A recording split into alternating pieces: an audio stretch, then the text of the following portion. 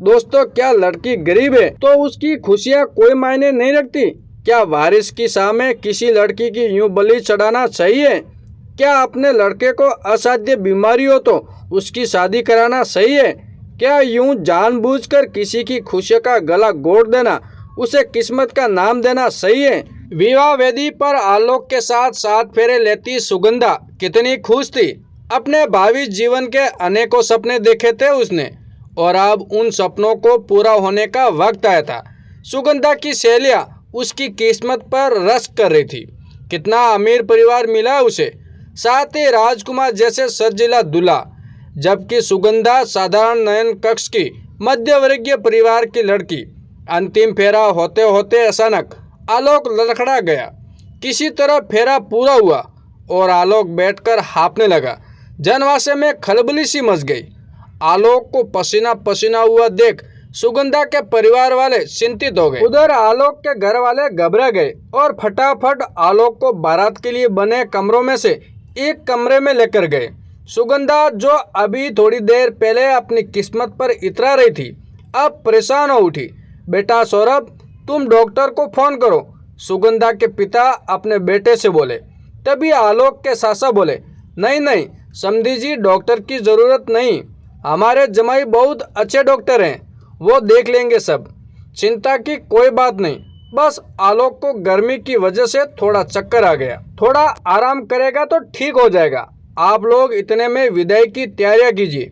थोड़ी देर बाद आलोक के मामा ने आकर जब ये कहा तो सबने राहत की सांस ली। सुबह 5 बजे सुगंधा की विदाई हो गई। तब तक आलोक की हालत काफ़ी हद तक ठीक हो गई। ससुराल में सुगंधा का स्वागत काफ़ी अच्छे से हुआ। एक कमरे में बैठी सुगंधा का ख्याल सभी बहुत अच्छे से रख रहे थे। सुगंधा को सभी नजर आ रहे थे, पर आलोक नहीं। हो सकता है काम में व्यस्त हो या फिर आराम कर रहे हो। सुगंधा खुद से बोली। विवाह के बाद कोई रस्म सुगंधा के साथ नहीं की गई। ये बात सुगंधा को अजीब लग रही थी, पर एक तो नया घर, ऊपर से इतना अमीर, ससुराल में उसे कुछ बोलने के लिए भी सोचना पड़ रहा था। सुबह से दोपहर, दोपहर से रात हो गई। सुगंधा को अभी तक आलोक के दीदार नहीं हुए थे। रात में भी उसकी ननद उसके साथ सोने आ गई, ये बोल कि कोई पूजा बाकी है, जब तक वो नहीं होगी उसे भाई से अलग सोना होगा। ऐसे ही 2 दिन बीत गए। सुगंधा को बहुत अजीब लग रहा था कि आलोक उसे एक बार भी दिखाई नहीं दिया। अनजान घर, अनजान से लोगों, उसे समझ नहीं आ रहा था अपने मन की बात किसे कहे। मायके में ये सब बोल वो किसी को परेशान नहीं करना चाहती थी, इसलिए चुप रही। आज सुगंधा का अपने ससुराल में 3रा दिन है। दोपहर बाद उसे उसकी ननद ने काफी अच्छे से सजाया और रात होते होते उसे एक दूसरे कमरे में ले गई और उसे बिस्तर पर बैठाकर चली गई वहां से। थोड़ी देर बाद कमरे का दरवाजा खुला। उसने निगाह उठाकर देखा तो सामने आलोक खड़ा था। सुगंधा की निगाह लजावत झुक गई। थोड़ी बातचीत के बाद आखिर वो मधुर मिलन की बेला आ गई, जिसका सुगंधा को 3 दिन से इंतजार था। सब कुछ कितना अच्छा था। सब सुगंधा के नाज भी उठा रहे थे। बड़ा घर, इतना अच्छा पति, पर क्यों जो दिखता है वो हमेशा सच होता है। कुछ दिनों बाद सुगंधा ने महसूस किया आलोक काफ़ी कमज़ोर होता जा रहा है। सुगंधा ने 2-3 बार आलोक के इस बारे में बात भी की, किंतु उसने सुगंधा का वहम बोल टाल दिया। उसने अपनी सास से भी कहा, तब उन्होंने उसे इस बारे में ज़्यादा ना सोच हंसकर जल्दी से खुशखबरी सुनाने की बात बोल दी, जिसे सुन सुगंधा लजा गई। उसके विवाह को 2 महीने बीत चुके थे। धीरे धीरे घर का माहौल अजीब सा हो रहा था। आलोक भी दिन व दिन और कमज़ोर हो रहा था। वो सुगंधा से खिसा खिसा भी रहने लगा था। घर पर भी सबके चेहरे पर एक मायूसी रहती थी। हालांकि वो सुगंधा के सामने सामान्य रहने का प्रयत्न करते थे। और एक दिन अचानक फिर से आलोक बेहोश हो गया। सबके सब उसे अस्पताल लेकर भागे। रोती हुई सुगंधा ने भी साथ चलने को कहा तो सबने उसे मना कर दिया। अस्पताल में डॉक्टर ने आलोक को भर्ती कर लिया। सुगंधा ने सबसे बहुत जिद की, उसे आलोक के पास जाना है, किंतु कोई उसे अस्पताल ले जाने को तैयार नहीं था। आलोक को अस्पताल में रहते हुए 15 दिन हो गए। सुगंधा ने अपने मायके में जब सबको आलोक की बीमारी और उसे अस्पताल न ले जाने की बात बताई तो गरीब माँ बाप ने उसे ही धैर्य बनाए रखने को कहा। सुगंधा को तो अस्पताल का नाम तक नहीं बताया गया था, जो वो खुद से चली जाती या अपने माता पिता को भेज देती। माँ जी, आज मैं भी आपके साथ चलूंगी। एक दिन सास के पैर पकड़कर सुगंधा बोली, नहीं बहू, अस्पताल का माहौल तुम्हारे लिए सही नहीं, हम सब है ना, सास ने जवाब दिया। पर सुगंधा मानने को तैयार ना हुई और रोते रोते अचानक बेहोश हो गई। खुशखबरी है, आपकी बहू माँ बनने वाली। डॉक्टर ने जब उसका चेकअप किया तो बोला। सब लोगों के मायूस चेहरे पर एक चमक सी आ गई। अब तो सुगंधा का और ज्यादा ख्याल रखा जाने लगा, पर हाँ, अस्पताल उसे अभी भी नहीं ले जाया गया। सुगंधा रोते रोते दिन काट रही थी, उस उम्मीद से कि आलोक वापस आएंगे तो बच्चे की सुन कितने खुश होंगे। पर अस्पताल जाने के 1 महीने बाद आलोक वापस तो आया, पर कफन में लिपटा। सुगंधा पति की लाश देखकर चित्कार उठी।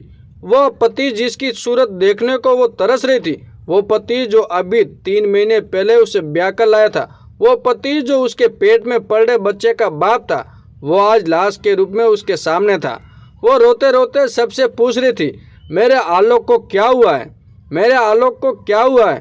पर कोई उसे जवाब देने को तैयार नहीं था। बस सब उसे होने वाले बच्चे का हवाला दे चुप कर रहे थे। पर एक पत्नी जिसकी मांग उजड़ गई हो, वो कैसे चुप रह सकती है। वो तो अपनी पति की लाश से लिपटी रो रही थी। समधी जी, क्या हुआ आलोक बाबू को?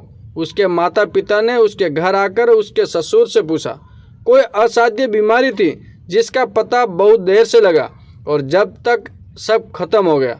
उसके ससुर रोते हुए बोले, आलोक को अंतिम क्रिया भी हो गई और सुगंधा जिसकी किस्मत पर सब 3 महीने पहले तक रक्स करते थे, वो अब उसकी किस्मत को कोस रहे थे। ससुराल में रहते रहते धीरे धीरे सुगंधा को पता लगा आलोक पहले से किसी बीमारी से ग्रसित था, जिसका सुगंधा और उसके घर वालों को नहीं बताया गया। उन्हें तो आज भी नहीं पता आलोक को क्या बीमारी थी। माँ जी, आलोक जी को क्या हुआ था? सब जानने के बाद सुगंधा ने अपनी सास से सवाल किया, क्या फर्क पड़ता है उसे क्या हुआ था?